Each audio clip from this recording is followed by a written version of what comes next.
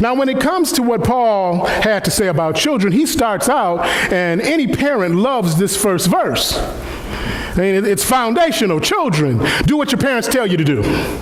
It's bottom line when it comes to children, obey your parents.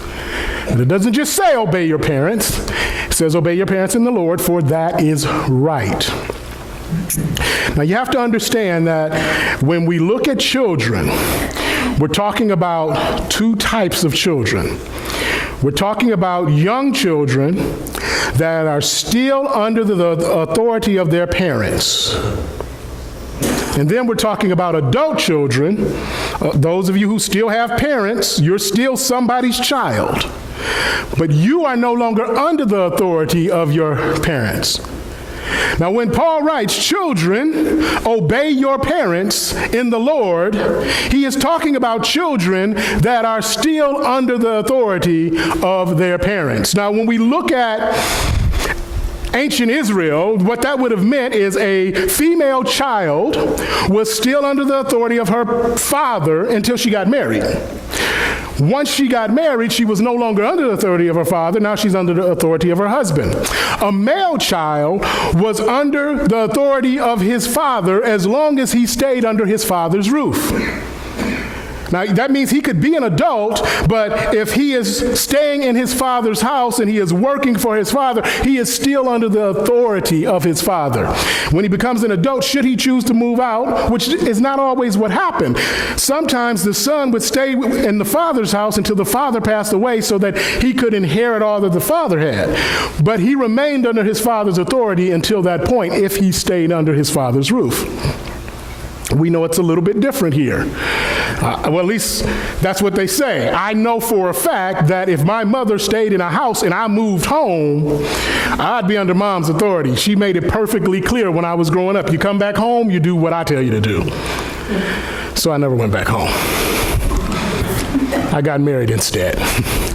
So we're talking about children that are still under the authority of their parents. That is what he's talking about when he says obey. But it's important for us to understand that this scripture verse does not only talk about those type of children.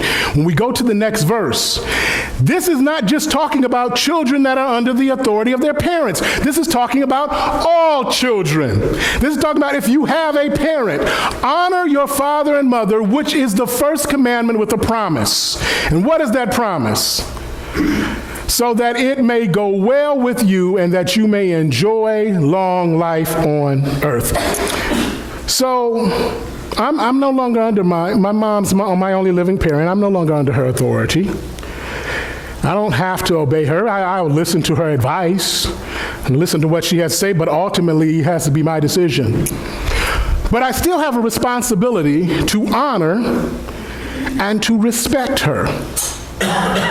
And I'll even take it as a step further.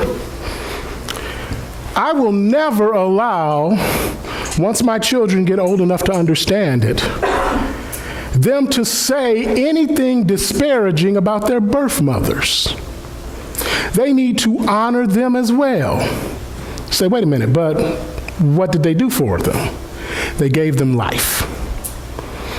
Now, they may not have done anything else, but they gave them life. And so the text is saying, yeah, well, it's hard sometimes. Some parents, let's just face it, some parents weren't the best parents. But we're still called to honor and to respect the parent. And there's a promise that comes with that says, honor and respect them so that you may enjoy long life on the earth. And it says enjoy is an important word there. Not just have a long life, but that you might enjoy it.